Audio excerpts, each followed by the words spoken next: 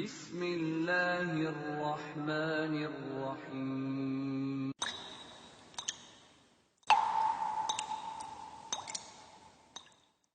Bab yang kedua, kita mulai teman-teman sekalian setelah esensi Al-Quran, cara menyiapkan diri untuk menghafal Al-Quran.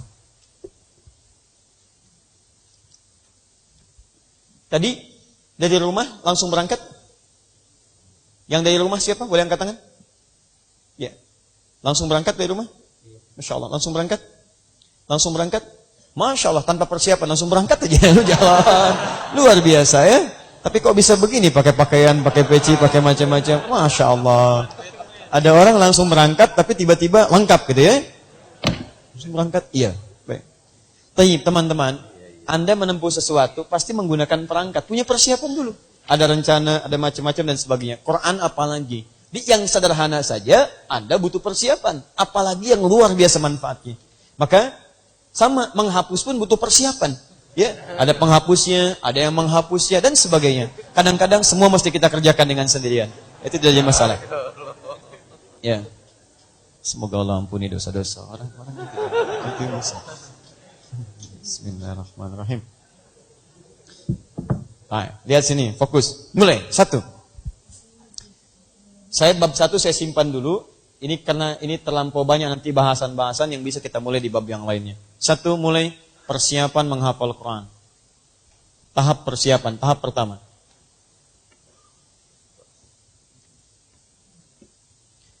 Saya buat petanya dulu ya. Dan pemirsa dimanapun Anda berada, Anda bisa ikuti. Kita mulai, ini baru semacam mukaddimah pendahuluan.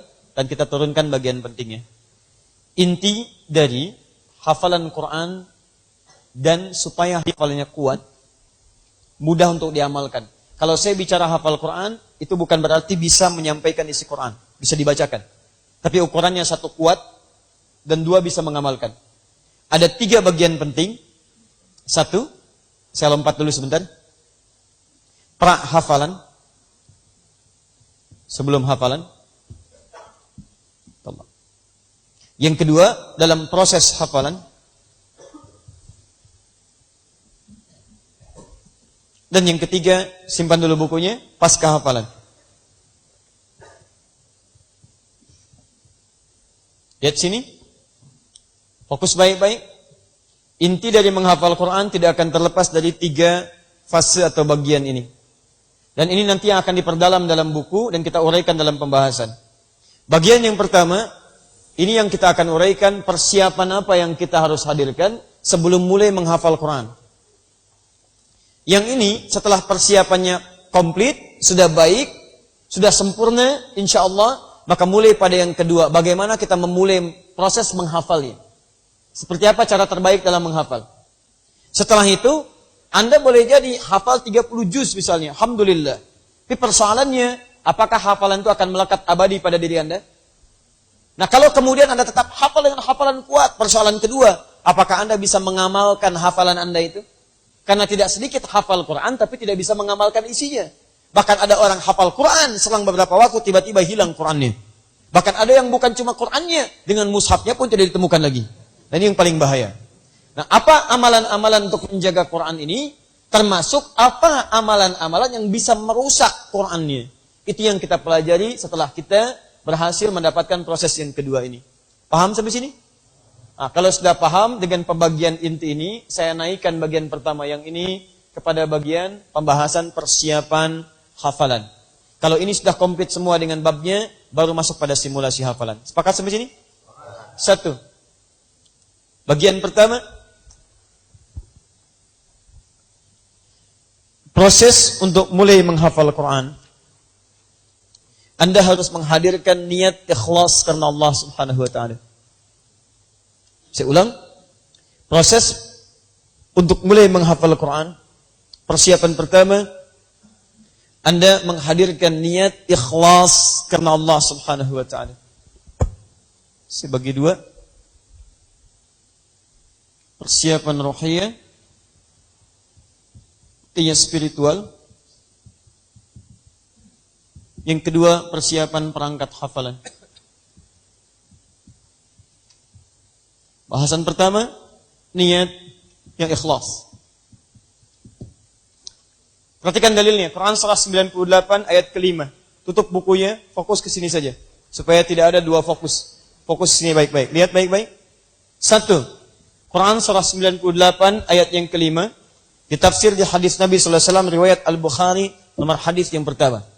Saya mulai dari hadis dulu. Perhatikan baik-baik. Innamal a'malu bin niyat. An Abi Hafs Umar bin Khattab radhiyallahu ta'ala anhu. Hadis riwayat Hafiz Umar bin Khattab, semoga Allah meridai kepada beliau. Beliau menyampaikan, kala Rasulullah SAW, Rasulullah SAW pernah bersabda, innamal a'malu bin niyat. Semua amalan itu akan bergantung pada niatnya. Jadi seluruh pekerjaan kita itu ditentukan oleh niatnya. Apa yang Anda ingin raih, disitulah kemudian maksimal Anda mengerahkan tenaga untuk bisa mendapatinya. Sama ke sini, kalau niat Anda ke sini untuk mendapatkan pengetahuan, maka semua energi, perilaku Anda, dan semua kekuatan Anda akan difokuskan untuk mendapatkan pengetahuan itu. Dari mulai cara mencari tempat duduk, dari mulai cara menyimak Allah, dari mulai cara mencatat, fokusnya akan beda. Niat Anda ingin mendapatkan snack misalnya, maka caranya pun akan lain. Posisi duduk akan agak berbeda. Baik ya? Penelitian akan mulai lain. Pena mustahil dibawa. Jadi ada beberapa hal yang kemudian akan berbeda-beda. Jelas sampai sini? Baik, jadi posisi menentukan prestasi. Tapi niat itu menentukan esensi. Catat, bikin status. Ya? Nah, lihat sini. Lihat baik-baik. Nah, termasuk ahli Quran juga begitu. Di apa yang Anda niatkan, disitulah perjuangan Anda akan ditentukan.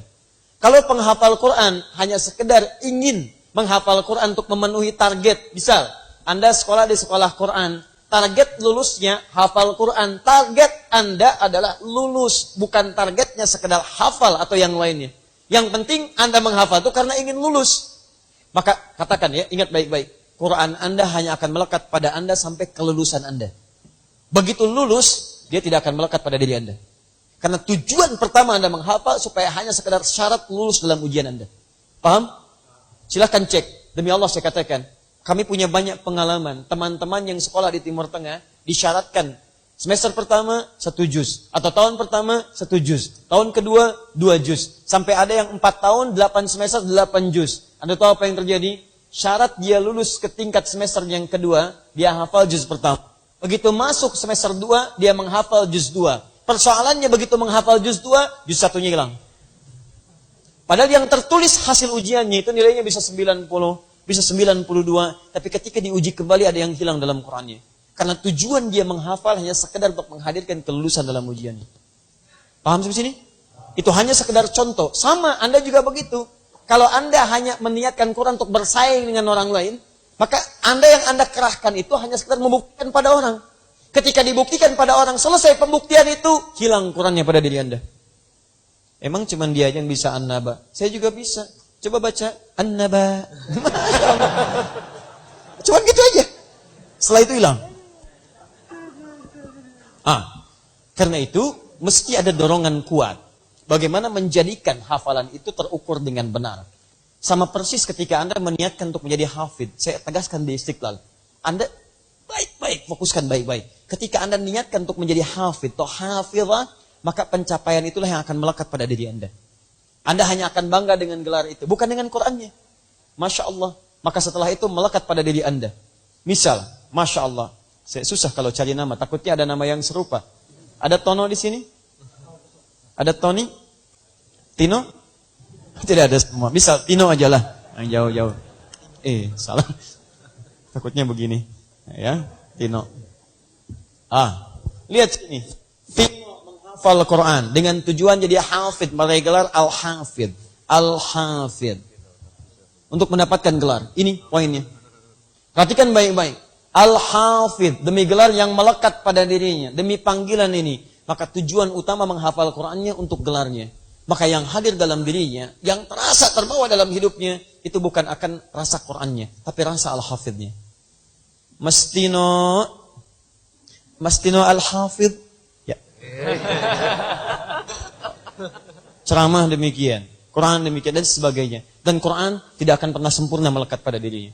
Jadi saya sering katakan pada Anda, kalau Anda cuma sekedar mencari hal-hal di luar yang Quran inginkan, maka sebaiknya Anda mulai tepikan. Sekarang perhatikan, kalau Anda ingin menepikan segala sifat-sifat yang tidak ingin diinginkan oleh Quran, yang tidak diinginkan oleh Quran, hapus, hapus, hapus, sampai bersih. Segala sesuatu yang bersih, gak ada celahnya, disebut dengan khalas namanya. Saya beri contoh, saya akan menghapus, bisa. Yang jadi masalah ketika mau menghapus, penghapus hilang. Nah, lihat sini. Bismillah. Hapus, hapus, hapus, hapus. Baik. Bersih tidak? Baik. Ini beri solusi. Jangan cuma bilang tidak. Tunjukkan bagaimana caranya supaya bisa bersih. Baik ya? Tapi dari awal juga begini gitu kan? Gak terlalu kuat tuh ya. Baik. Bismillah. Baik. Bersih tidak? Sebenarnya begitulah. Kalau belum bisa menghapus, katakan bersih ya. Baik. Perhatikan baik-baik. Saya simpan sinilah biar dekat nih. Perhatikan. Ini saya hapus, bersih. Sampai nggak ada campurannya, nggak ada celahnya, kosong sama sekali.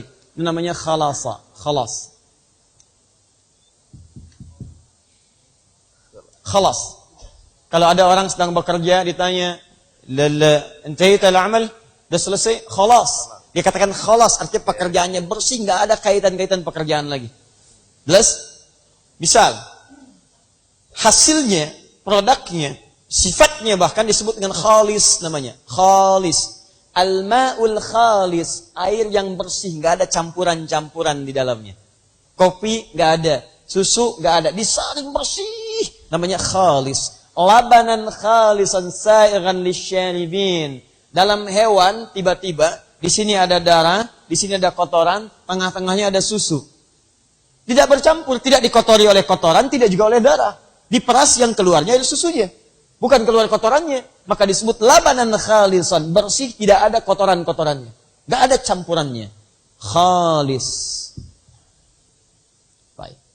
Kalau saya ingin berusaha membersihkan sekitar-sekitaran ini, bersihkan, bersihkan, bersihkan. Supaya bersih betul, hilang betul dari yang kotor-kotor. Rumusnya tambahkan hamzah di depan kalimat asalnya.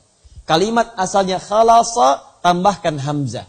Fungsinya lil izalah, untuk bisa menghilangkan campuran-campuran yang menyertainya. Tanggalkan, tinggalkan hamzah. Fokus.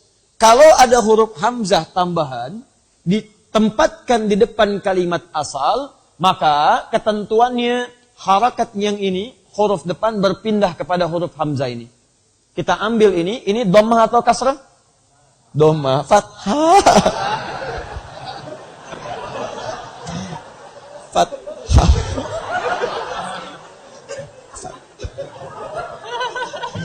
Kalau yang paling belakang mengatakan dhammah, saya wajar. Ini di depan. Masya Allah. Kalau tadi dari rumah, apa? Mas, fathah. Ini dhammah atau kasrah? Baik. Dhammah atau fathah? Kasrah. Baik. Baik, alhamdulillah. Dhammah atau kasrah? Fathah. Fathah. Lihat. Fathah kita pindahkan ke sini. A. Jelas? Karena dipindahkan masih ada harakatnya? Halo? Tidak ada. Ada tidak harakatnya? Ada harakatnya? Tidak, karena sudah dipindahkan tidak ada harakat, mati dia, mati bahasa Arabnya sukun. Maka kasih bulatan di sini. Sukun, mati, tenang, hilang. Ya tenang, hilang, sukun itu tenang. Makanya ketika nyawa dicabut, orang soleh tenang. Ya ayat Tuhan nafsul mutmainnah, hei jiwa yang tenang, panggil, sukun. Ya dulu kalau ada film-film kartun, Dragon Ball, itu kan macam-macam, Kamehameha diserang musuhnya, hilang nyawanya kan tinggal bulatan di atasnya itu. Ya. Betul ya? Allahu a'lam. Dulu yang nulis namanya Yusuke Watanabe, ya. Saya enggak ada kerjaan nonton gituan. Cuman pernah lihat aja sekitarnya ya. Sekilas. Sekilas. Kecil. Lihat. Jadi dari khalasa, jadi baca satukan, turunkan ke bawah hamzah, kha, lam, sad. Perhatikan sini. Hamzah, ini mati sukun, lam, sad. Jadi apa? Akhlasa. usaha untuk menepikan, menanggalkan, menghilangkan segala yang mencampuri. Ya, jelas? Contoh. Di air ini, misal, ada serbuk-serbuk kopi. Saya ingin jadikan serbuk itu hilang, tidak mencampuri air ini. Maka saya tepikan, saya tanggalkan dari air ini. Maka pekerjaannya disebut akhlasa. Itulah fungsi hamzahnya. Paham? Baik. Nah, sekarang orangnya disebut apa? Kalau ada 4 huruf seperti ini, perhatikan, saya berikan rumus cepat sekali, dan Anda akan mudah belajar bahasa Arab. Kalau ada rumus 4 seperti ini, Anda ingin jadikan orang, maka rumusnya MUI, MUI. Mu plus I. Baik, mu, padanya dalam bahasa Arab berarti mim, mim. Mim, harakatnya ganti dengan, hurufnya hamzah, ganti dengan mim, mim. Yang tadinya fathah ganti dengan dhammah, dhammah. Lihat. I, huruf sebelum akhir ganti dengan kasrah. Kasrah. U atau A? Kasrah. I, ya? I. Lihat sini, I. Perhatikan. Kalau ingin merubah pada orang, rumusnya apa? Mu'i. Mu, tambahkan mim depannya, hilangkan hamzahnya. Huruf sebelum akhir jadikan I. Baik. Sekarang, ini kita turunkan ke sini. Mim, kha, lam, sad. Mimnya berharakat apa? Dhammah, mu. Ini tetap matikan. Ini harakatnya di kasrah. I. Ingat, kalau sudah begini, yang terakhir gampang. Matikan saja. Pakai sukun. Mukhlis. Contoh. Ahsan. Cepat ingat. M-U-I. Mu'i. Ahsan. Baik. Orang baik. Muhsin. Mu'i. Mu'i. Jelas? Baik. Contoh lagi misalnya. Saya boleh pinjam penghapusnya?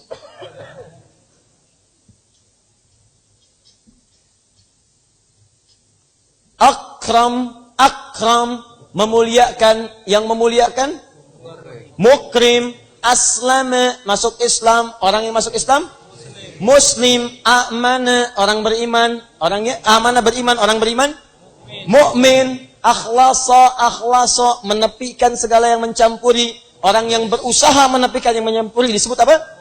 Mukhlis. Asal ikhlas itu asalnya orang yang disebut mukhlis, orang yang ikhlas asalnya orang yang berusaha menghilangkan segala campuran-campuran dari aktivitas-aktivitasnya. Nah, dari kalimat akhlasa menjadi mukhlis. Kalau banyakkan, tambahkan in di akhirnya atau un. Mukhlis jadi apa? Mukhlisin. Muslim jadi apa? Muslimin. Mukmin jadi apa? Mukmin. Muhsin jadi apa? Muhsinin. Kembali ke mukhlis. Jadi apa? Mukhlisin. Sekarang lihat, mukhlisin. Mukhlisin itu artinya orang-orang yang berusaha menepikan segala campuran-campuran dari pekerjaannya. Jadi kalau dia kemudian ingin membuat air bersih, dia tepikan. Begitu ada kotoran, saring lagi. Kotoran, bersihkan lagi. Maka dia disebut dari golongan mukhlisin. Orang-orang yang beramal, ingin mendekat kepada Allah, ketika dicampuri oleh kotoran-kotoran yang tidak diinginkan oleh Allah, maka dia berusaha menanggalkannya. Begitu mau sholat, ada riya, dia tepis riyanya. Maka jadilah dia kategori mukhlisin. Ada begitu mau sedekah, ada sum'ah ingin didengar. Dia buang jauh-jauh, saya nggak pengen didengar. Maka masuk kategori mukhlisin. Di asal kata ikhlas adalah menepikan segala orientasi selain karena Allah Subhanahu wa taala. Maka turunlah Quran surah ke-98 ayat ke-5 dan disinilah akhir dari pertemuan kita. Perhatikan. Wa ma umiru illa liya'budullaha mukhlishina lahuddin. Dan tidaklah mereka diperintahkan oleh Allah untuk ibadah. Syarat pertamanya, hilangkan semua motif-motif yang tidak disukai oleh Allah Subhanahu wa taala. Lillah, lihat. Wa ma umiru illa liya'budullaha mukhlishina lahu. Hanya untuk Allah. Lamnya di sini menunjuk pada ghayah. La-nya hanya karena Allah. Di setiap ibadah kata Allah, Anda mesti lakukan karena Allah, bukan karena yang lain. Bukan karena teman, bukan karena ijazah, bukan karena gelar hafidh, hafidhah, bukan karena yang lainnya. Anda kerjakan semua lillah, karena Allah Subhanahu wa taala. Pertanyaan terbesar saya, apakah baca Quran bagian dari ibadah? Apakah menghafal Quran bagian dari ibadah? Karena menghafal Quran masuk dari kategori ibadah, maka hukum ini berlaku bagi yang pertama. Menghafal Quran adalah bagian dari ibadah. Karena menghafal Quran bagian dari ibadah, maka syarat pertamanya ini yang diminta oleh Allah Subhanahu wa taala. Dan inilah nanti syarat yang bisa menentukan cepat tidaknya hafalan kita bisa didapatkan. Jadi, mulai hari ini saya mohon pada Anda dan termasuk yang melihat tayangan ini, kalau Anda mulai malam ini ingin menjadi penghafal Quran dan telah berikrar kepada Allah di hari Ahad yang lalu, saran saya, Anda tepikan semua orientasi kecuali karena hanya Allah saja. Hanya karena Allah.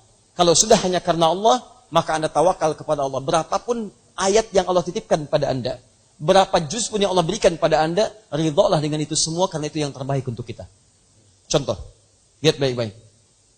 Ada orang menghafal Quran, baru 1 menit sudah dapat 10 ayat. Ada, nanti Anda akan dapatkan yang seperti itu. Baru 1 menit sudah dapat 10 ayat. Ada orang menghafal Quran seharian, seayat-ayat belum habis-habis. Fokus. 1 ayat gak habis-habis seharian. Ulang lagi, ulang lagi, ulang lagi. Perhatikan baik-baik. Ketika Anda punya sifat seperti ini, maka Allah akan bimbing hati Anda untuk memahami hikmahnya. Tapi kalau orientasi Anda ingin cepat menghafal, jadi penghafal, maka disitulah setan akan bermain dengan Anda. Dia akan katakan, kamu belum cocok jadi penghafal. Kamu belum bisa meraih gelar hafid. Tuh, faktor faktor usia.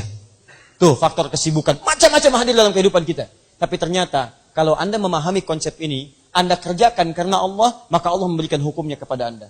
Saya berikan rahasia hanya untuk malam ini saja.